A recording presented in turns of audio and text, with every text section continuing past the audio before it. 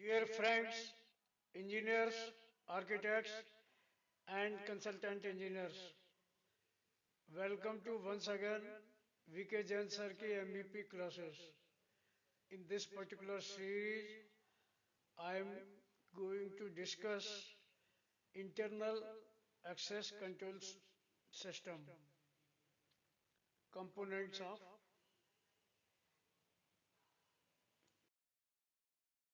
Dear friends, the definition of access control system includes many items, and this can be for software as well for hardware systems. The access control system control the entry of unauthorized personnel into building and secure areas and can be any combination of following facilities, including biometric identification, proximity and photo ID basing, gate control, X-ray and explosion detection systems, metal detection products.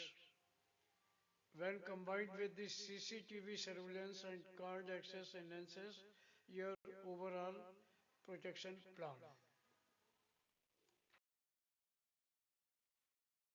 Friends, simply said,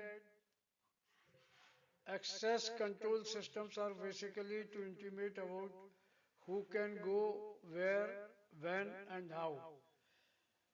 Whether it is a small office or a large campus, the building block stays mostly the same. Now take up the core components of an access control system. The first component is credential, what the user has or what the user is. Second, reader input device. Third, door locking hardware output device. Door monitoring devices. Fifth, management software. Sixth, access control panel or controller, that is the brain of the system. Power supply and backup. Eighth is communication infrastructure. Ninth, integration modules. Tenth, audit and others. Friends, this is the simplified pictorial depiction of access control architecture.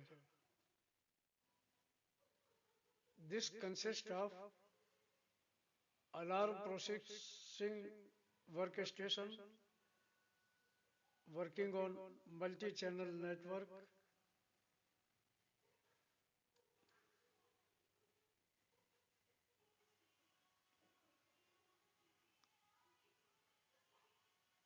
and video monitors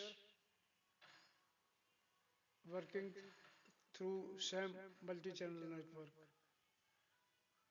It has got a control panel, it has got a reader system, that is input. It has got a door control, video recorder,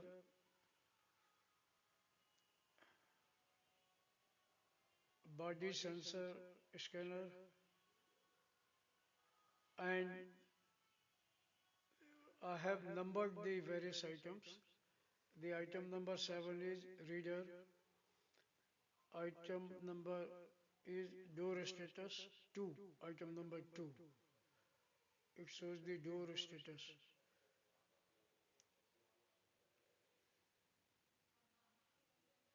And many more items included.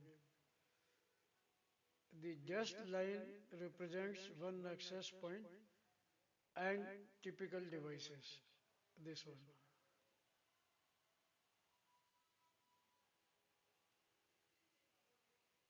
REX is door opening from inside. Now we have started discussing the different elements. The first one is credential, what the user has or what the user is. Through credential, we want to uh, discuss many elements.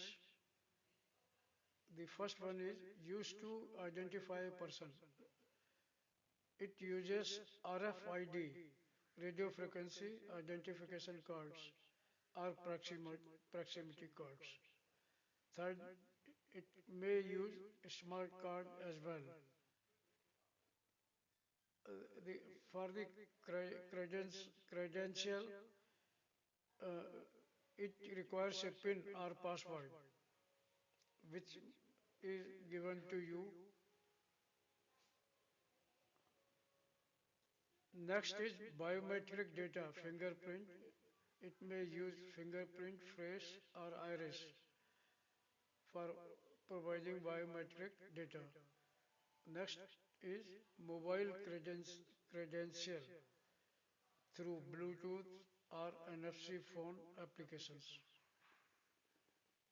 Second element of this system is reader, and the following are the characteristic points. First, it reads or captures the credential. It uses card reader, radio frequency identification or smart. It has got a biometric reader. This is input device. It has got a keypad. It has got mobile credential reader all.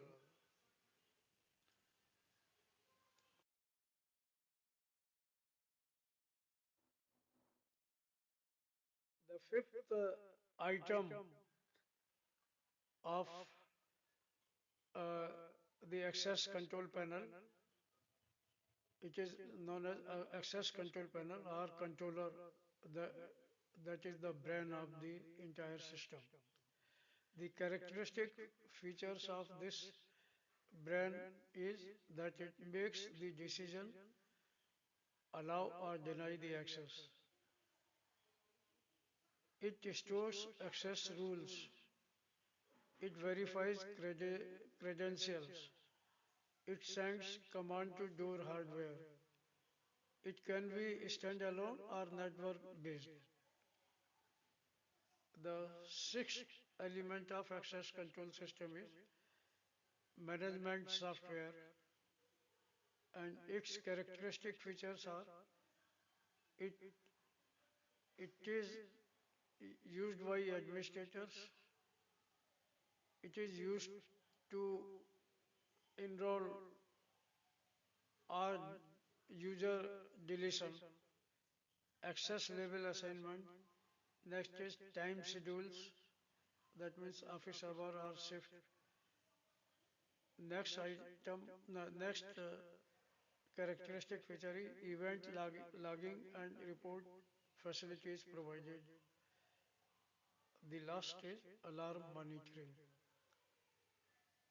The management software can be local, on-premise, PC/server, or it may be operated on cloud-based system.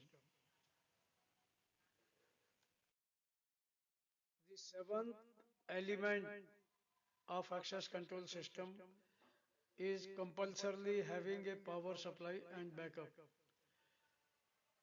that keeps the system alive. It has SMPS or power supply unit.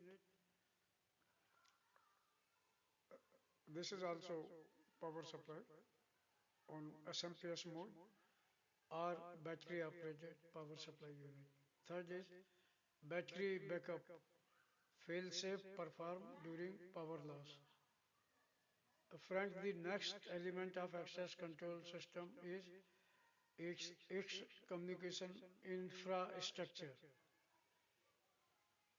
It connects system components. It uses RS-485 or WiGAN or OSDP It may be working on Ethernet or power on Ethernet systems. That means the power itself is supplied through wires connecting it. It may have Wi-Fi, limited use, optional integrated component.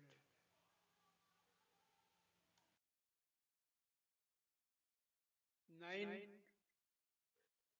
friends, the ninth element of this system is integration module, which is optional and which is meant for advanced buildings. It has got a CCTV integration, video on access event. It has got fire alarm interface, door release during fire. It has got BMS or integrated BMS integration system. And next, it has also got elevator access control. Friends, the next and last item of this access control system is auditing and alarm devices. In auditing, uh, it may do event logging or it may use event log database, door faced or door held alarms, and temper alarms. Friends, the basic question is why we use biometrics. Biometrics is a security solution based on somebody you know or you have and are. No means password or PIN. You have key or smart card and are having fingerprints, face print or iris. 93% of the public has biometric record, say Aadhaar card in India. The Unique Identification Authority of India, UDAI, generates 100 crore Aadhaar on 4th April 2016.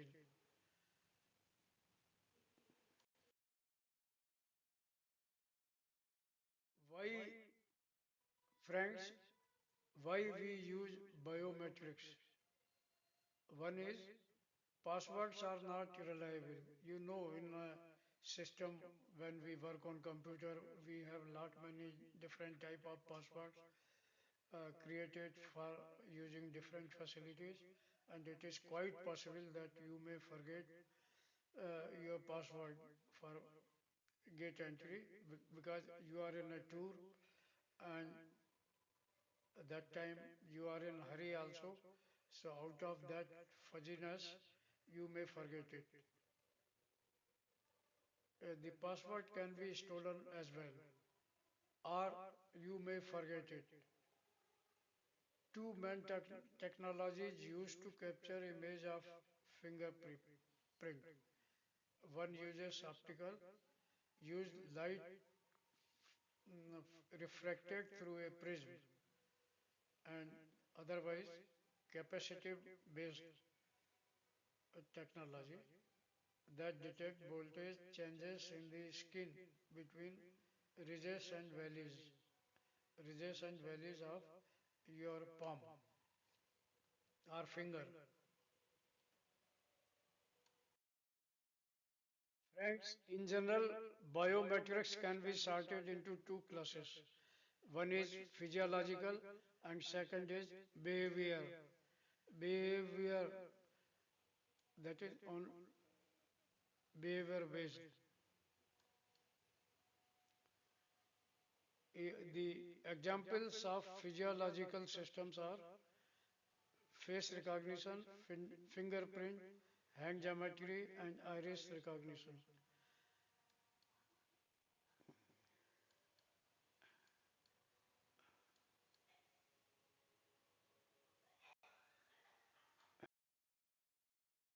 Lot many different type of biometric identifiers are used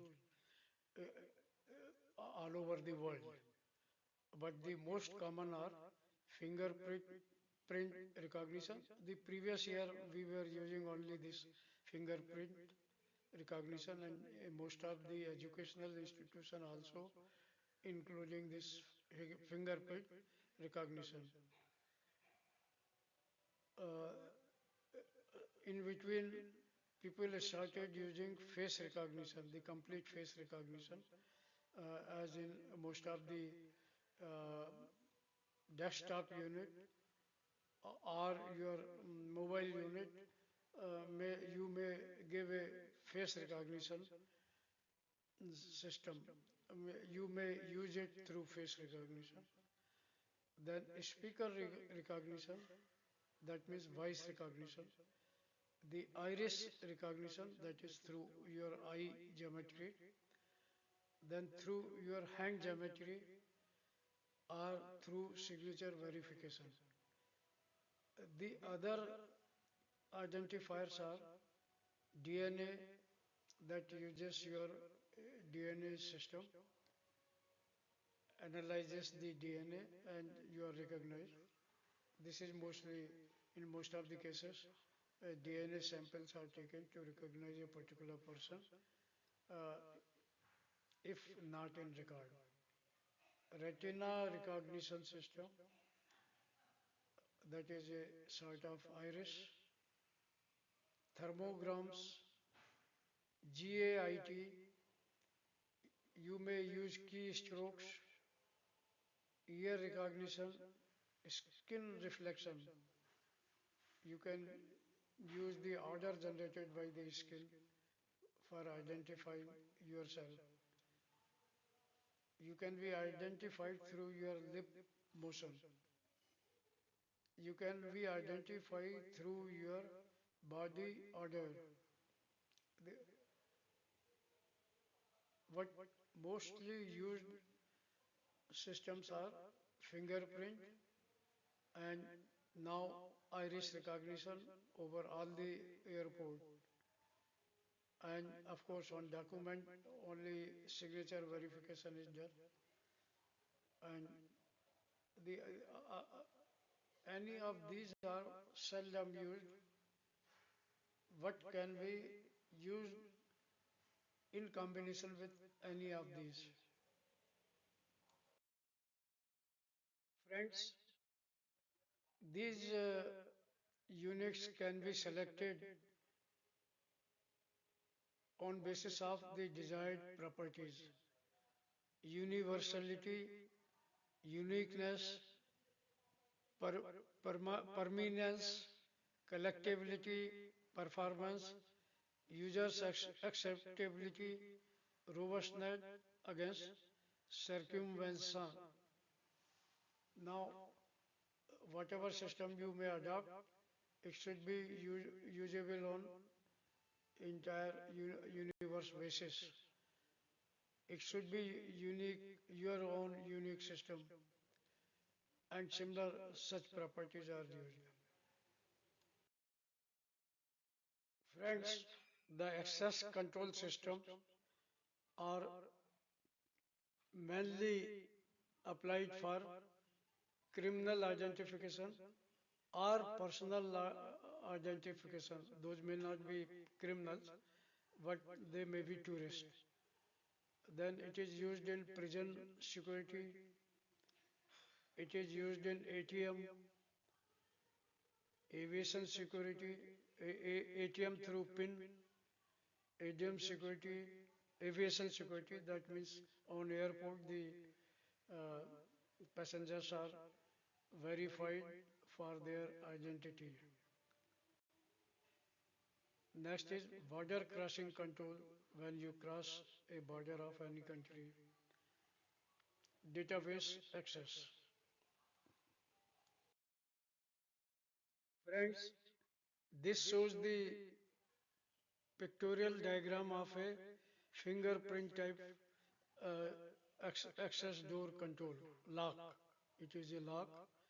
You have to put your finger here and When you put it the lock, you may open the lock. The fingerprint system working is shown here. You will put your finger of which the image is created, this is analog, and then the image is processed to become digital, and this input is verified for your storage card or database. You extract your template, and stored template has got your identity, and these two processes are to compare biometric matching. If it is more than 95, it is taken granted that you have been verified. Friends, in biometric identification process, there is a term which is known as minutiae. That is, in fingerprint analysis, minutiae are the unique tiny details where fingerprint ridges, lines, and they may contain fork, bifurcation, or possess other distinct local characteristics, serving as the primary feature for identification in the automatic system, with ridges and ending and bifurcation being the most common type used to match prints. These microscopic points, along with their relative position, create a unique pattern, making fingerprints distinct for biometric recognition. Now, your thumb or finger contains many such characteristic image. On the finger, you have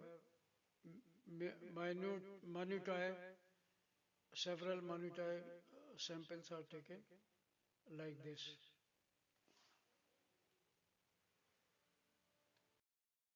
Friends, your finger or thumb impression contains many different characteristic features which are shown here: crossovers, core, bifurcation, this bifurcation from here, one, and this. Then ridge, you have a ridge, this is ridge. Island, this simple. Delta looks like triangular delta, and pores. Any two of these may be used for identification purpose.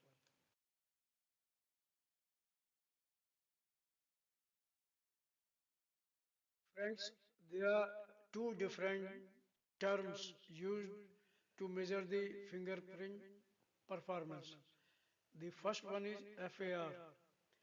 FAR is false acceptance rate, sometimes called the false acceptance ratio also. And the second term is FRR, false rejection rate, often mistakenly written as FIR. What the correct term is FRR. Now the meaning of FAR is the probability that the system incorrectly accepts an unauthorized person as authorized. In simple word, a wrong person is allowed in. Example, if fingerprint allows person B to enter using person A's identity. If out of 1 lakh unauthorized attempts, 1 is accepted, then it has a FAR of 0.1%, 1 upon 10,000, 1 lakh, sorry, this is 1 lakh. Then next is FRR must not exceed for false rejection rate of 0.5% is acceptable in case of fingerprint performance. Friends, will see what iris is. In the diagram here, you have a cornea and some portion of this is known as iris, which has got characteristic identity of a personal, any personnel. Now, iris is a protected internal organ whose random texture is stable throughout life. Iris remains stable throughout the life. Iris uses this pattern recognition technique identification by mathematical analysis of the random pattern based on the qualifier of this iris. Friends, now we are going to discuss various characteristic features of a iris device. An iris device or scanner is a biometric tool that captures a high resolution image of your eye's unique iris patterns for secure identification system, acting like a digital fingerprint, but for your eyes, used for everything from unlocking phones to critical government services like India's Aadhaar system and border control, offering high accuracy and security. How how it works? The iris captures iris uses near infrared light to take a detailed picture of the iris, the colored part of your eye. It creates a template by extracting unique feature from the iris to create a digital template. Matches and verifies. It compares the captured template with stored template in a database for verification. That means when you prepare your Aadhaar card, this database has been created, and when you it is compared by this database by anybody else. Key features, uniqueness. Iris patterns are incredibly stable and unique to each person, making them very secure. Accuracy, known for high accuracy, reducing errors in the identification. Security, hard to imitate or forge compared to password or even fingerprints. Speed, provides rapid verification for quick access. Friends, now we will summarize the iris properties. It has got high degree of randomness. Iris provides no two iris alike. Iris stable in a person's life, does not vary with changes throughout the life. The characteristic features of iris scan is are camera at close proximity, captures photograph, uses infrared light to illuminate, it has high resolution It creates high resolution photograph.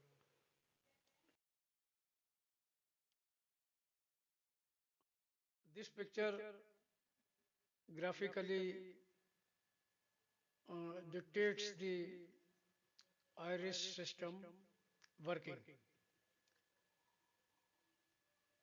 First, iris scan image capture, then this captured image is analyzed, known as uh, pre-processing or iris localization.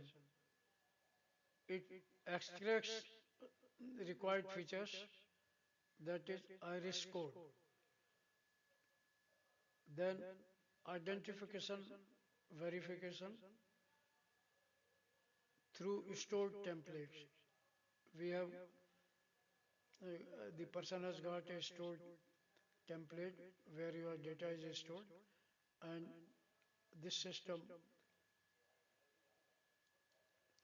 this system verifies with respect to stored template, and it may either reject or may accept you as a bona fide person.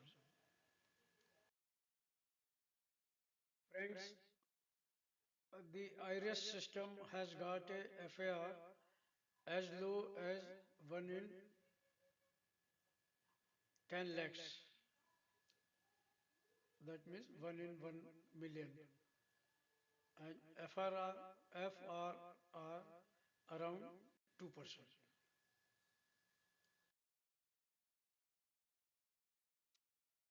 This is a picture of Mantra's instrument for iris verification.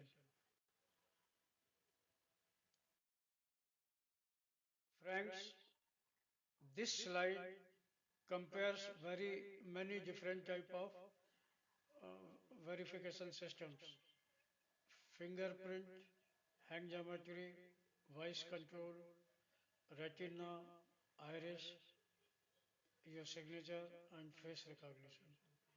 And it provides three more columns, giving accuracy, ease of use, and user acceptance. I will give only one. Iris has got medium accuracy, and it is ease in use is medium, and user acceptance is also medium.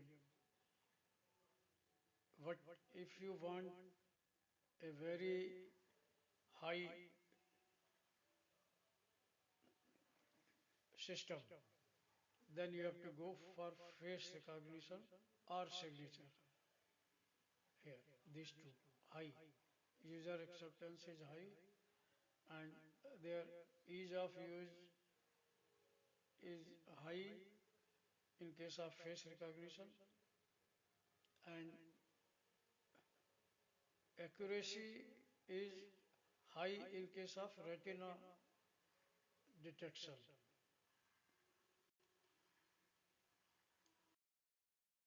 Friends, this slide provides a chart comparing two different techniques: face extraction and voice extraction systems. And it shows you pictorially sensors, extractors, classifiers, and negotiators.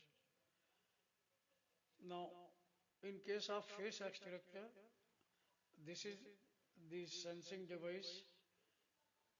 You are extracting face. Classifiers are face feature and face MLP, and in case of voice extractor, it is your voice which is taken through this type sensor, and you are using voice MLP.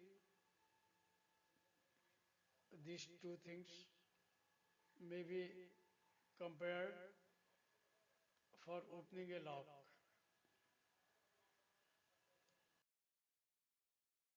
Friends, this table summarizes the various biometric technologies. We have taken fingerprint, voice, face, hand, and iris. Accuracy wise, fingerprint and iris has got best performance. On convenience basis, the fingerprint and voice control are the taken as best. Cost wise, voice control has highest cost feature, whereas iris has got somewhat lowest apart from hand geometry, palmistry, and size wise, uh, the voice type of technology provides a bigger instrument, and the iris and fingerprints are somewhat lower. So you can pick and choose which feature you desire most for your purpose.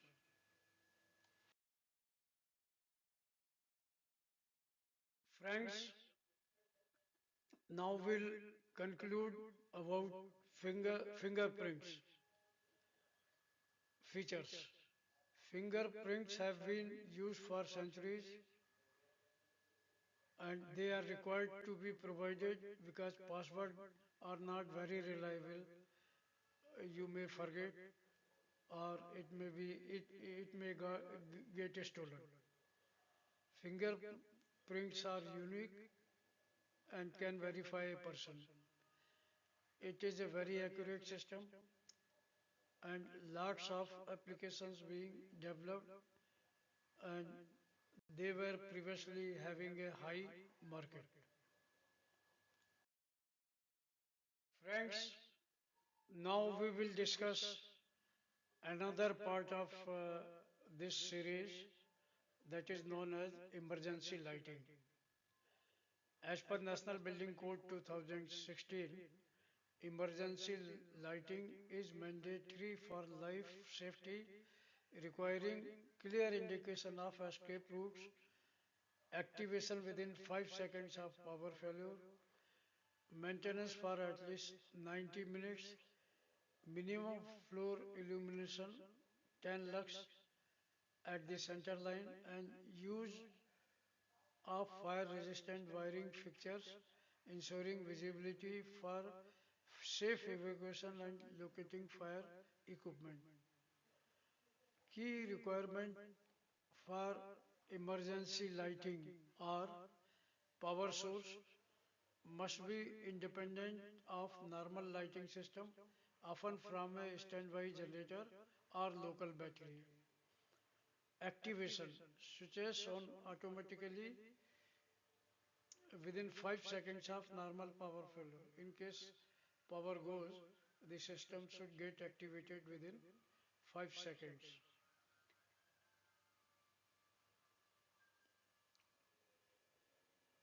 Uh, Duration.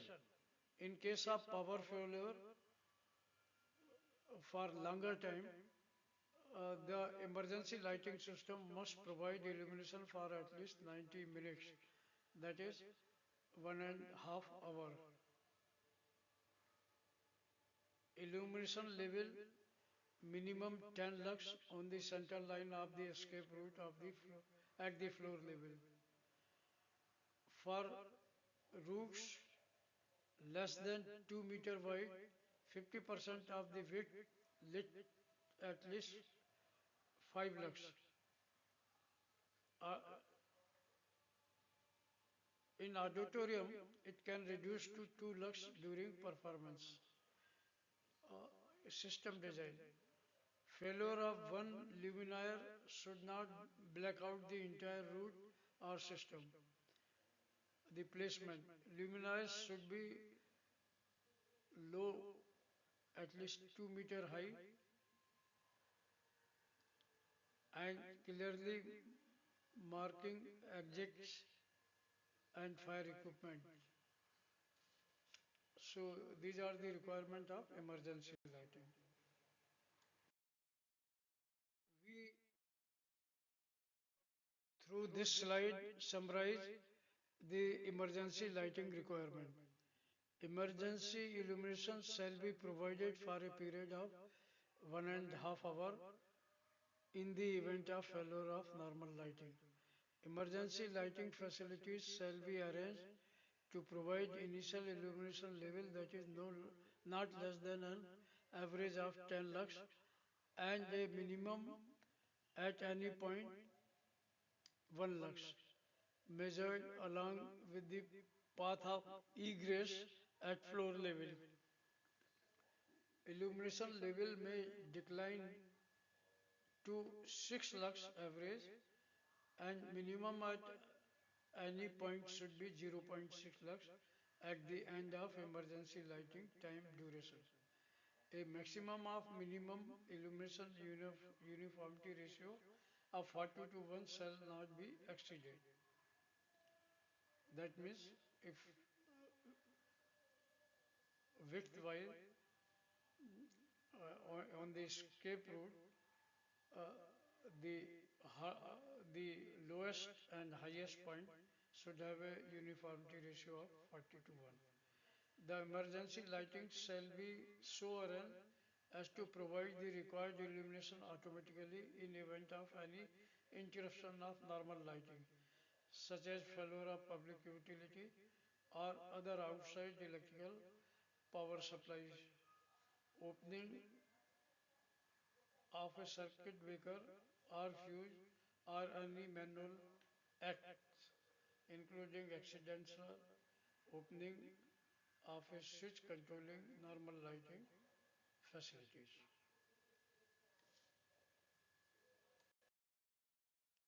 Friends, this slide narrates the requirement of placing emergency light.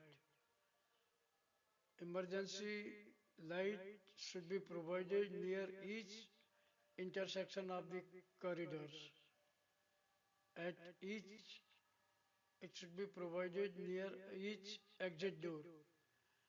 It should be provided near each change of direction in the escape route. Next, near each staircase so that each flight of stair receives direct light. It should be provided near any other change of floor level. It should be provided outside each final exit and close to it. It should be provided near each fire alarm call point. It should be provided near firefighting equipment and it should be provided to illuminate exit and safety signs as required by enforcing authority. It may be noted for purpose of this clause, near is normally considered to be within 2 meter measured horizontally. These all requirements are from National Building Code. Friends, now we are discussing the emergency lighting fittings or luminaire as required in National Building Code. The luminaries shall be mounted as low as possible, but at least 2 meters above the floor level.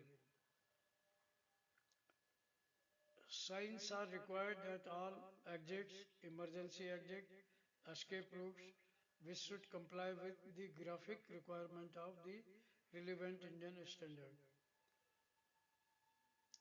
The emergency light fitting and there shall be non-flammable type. The emergency light system shall be capable of continuous operation for a minimum duration of 1 hour and 30 minutes, e- even for the smallest premises. Friends, this is As per National Building Code, the requirement of illumination at means of exit. Uh, in case of staircase and corridor light shall conform to following. A. The staircase and corridor lighting shall be on separate circuit and shall be independently connected so that it could be operated by one switch installation on ground floor, easily accessible to firefighting staff at any time, irrespective of provision of individual control of light points, if any. It should be of miniature circuit breaker of switch so as to avoid replacement of fuse in case of crisis. We'll discuss the part B in next.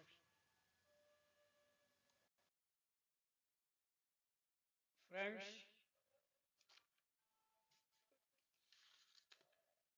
this slide provides pictorial depiction of exit lights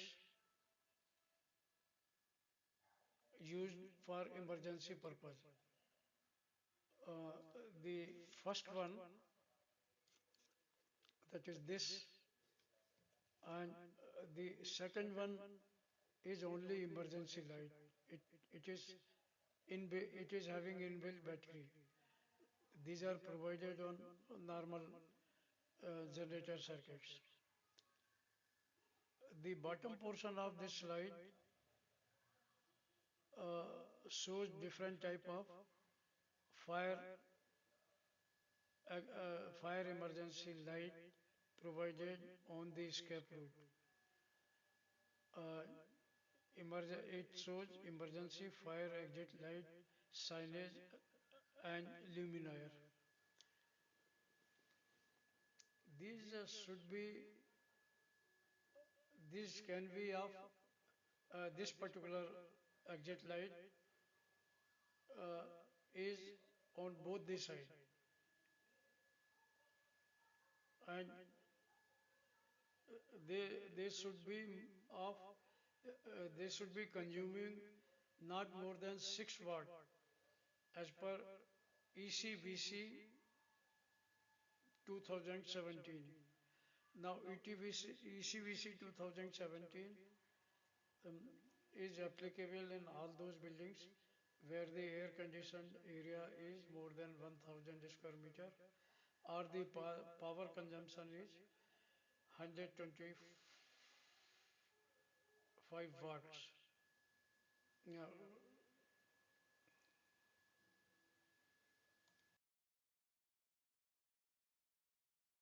friends, this slide shows uh, different designs of emergency illumination light. The only one feature I would like to discuss is that in case of fire, it should get illuminated in red. So thank you for listening this lecture throughout 48 minutes patiently, and I request that you will be interested in more. So go to YouTube and get them.